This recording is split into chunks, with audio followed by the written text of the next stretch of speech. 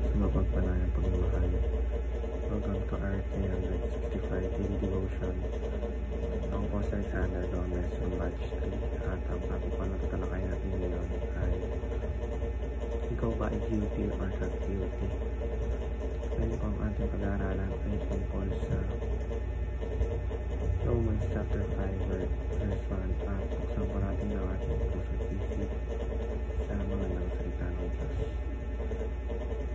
Sinasabi dito na, therefore, since we have been justified through faith, we have peace with God through our Lord Jesus Christ.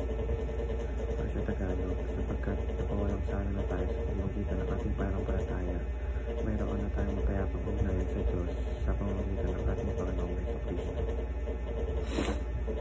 Teaching number 1, justification is a once for all declaration by God. Ang magpapawalang sala ay hindi isang proseso, hindi isang mensaheng legal na pahayag mula sa Diyos. Kapag tayo ay pinatawad at itinuring na matuwid, ito ay dahil sa desisyon ng Diyos bilang hukom, hindi dahil sa ating kabutihan, hindi ito batay sa ating gawa, kundi sa kanyang grasya. Teaching number 2, we are justified by faith in Christ, not by works. Hindi natin kaya iligtas ang ating sarili kahit anong kabutihan ang gawin natin. Hindi ito sapat upang tayo mawawalang sala sa harap ng banal na Diyos.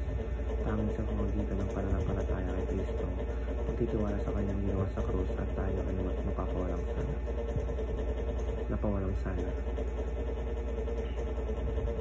Teaching number 3, Christ's righteousness is credited to us.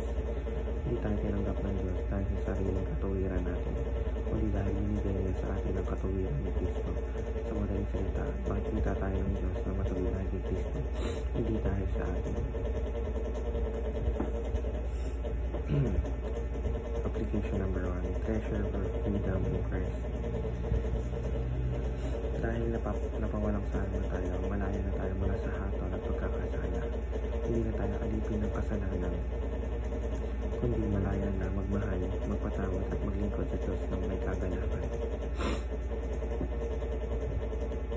Application number 2, treasure justified status in Christ. Palaga ng katayuan mong pinawalang sala.